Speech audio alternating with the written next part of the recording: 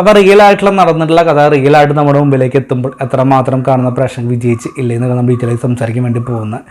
ആടുജീവിതത്തെക്കുറിച്ച് പറയുമ്പോൾ ഡീറ്റെയിൽ ആയിട്ട് റിവ്യൂ നമ്മുടെ ചാനലിൽ പറഞ്ഞിട്ടുണ്ട്. ഇതൊരു വെറും ഷോർട്ട് റിവ്യൂ ആണ്. ആടുജീവിതത്തെക്കുറിച്ച് പോകുമ്പോൾ പൃഥ്വിരാജ് സുകുമാരൻ, അമല പോൾ തുടങ്ങിയവർ പ്രധാനമായും കാസ്റ്റിംഗ് വന്നിട്ടുള്ളത്. ബ്ലെസ്സിയാണ് ഇതിൽ ഡയറക്ഷൻ ചെയ്തിട്ടുള്ളത്. തിരക്കഥ ബ്ലെസ്സി തന്നെയാണ്, കഥ ബെന്യാമിനാണ്.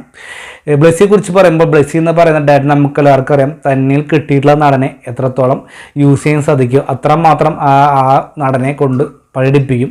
അത് ഗംഭീരം തന്നെ ആയിട്ട് ഇതിലും ചെയ്തു വെച്ചിട്ടുണ്ട്. അത് ഗംഭീരം എന്ന് പറഞ്ഞു കഴിഞ്ഞാൽ അതിനേക്കാൾ അപ്പുറത്തോട്ടുള്ള ഒരു അഭിനയം തന്നെയാണ് പൃഥ്വിരാജ് സുകുമാരൻ എന്ന് പറയുന്ന നടൻ ചെയ്തു വെച്ചിട്ടുള്ളത്. അത് നടൻ മാത്രമല്ല, ബാക്കി സപ്പോർട്ടിങ് വന്നിട്ടുള്ള ഏത് കഥാപാത്രമാണെങ്കിലും ഒരു റിയൽ ആയിട്ടുള്ള സ്റ്റോറി നമ്മുടെ മുമ്പിലേക്ക് എത്തുമ്പോൾ അത് റിയൽ ആയിട്ട് പ്രേക്ഷകർ കണ്ടു ചെയ്യാൻ സാധിക്കണം. എന്നാൽ മാത്രമാണ് ആ പടം വിജയിക്കുള്ളൂ, അല്ലെങ്കിൽ ആ കാണുന്ന പ്രേക്ഷകർക്ക് മനസ്സിലാക്കാൻ സാധിക്കുള്ളൂ. കാരണം നമ്മളൊരു ചിത്രം കാണുമ്പോൾ ആ കാണുന്ന വ്യക്തി അല്ലെങ്കിൽ ആ കഥാപാത്രം പ്രേക്ഷകരിലെ ഒരാളാണെന്ന് തോന്നിപ്പിക്കണം. ആ രീതി തന്നെയാണ് തോന്നിപ്പിക്കാൻ നമ്മുടെ പൃഥ്വിരാജ് സുകുമാരൻ എന്ന് പറയുന്ന ആ നടന് സാധിച്ചു.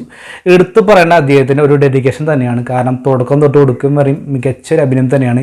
ഇമോഷണലായിട്ട് ഒരുപാട് രംഗങ്ങളുണ്ട്, എടുത്ത് പറയണം.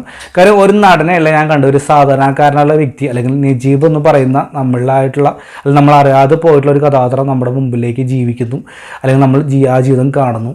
അത്ര മനോഹരമായിട്ട് അദ്ദേഹം ചെയ്തു. കാരണം ഒരു വലിയൊരു സൂപ്പർ സ്റ്റാറാണ്, ഒരു നടൻ എന്ന രീതിയിൽ തന്നെ ഒട്ടും തന്നെ ആ ഗെയിമോ കാര്യങ്ങളൊന്നും ഇല്ലാതെ തന്നെ നജീബ് എന്ന് പറയുന്ന കഥാപാത്രം എത്രത്തോളം എഫർട്ടേഷൻ കൊടുക്കണോ അത് ഗംഭീരമായിട്ട് തന്നെയാണ് നമ്മൾ ചെയ്തു വെച്ചിട്ടുള്ള ആ കഥാപാത്രം.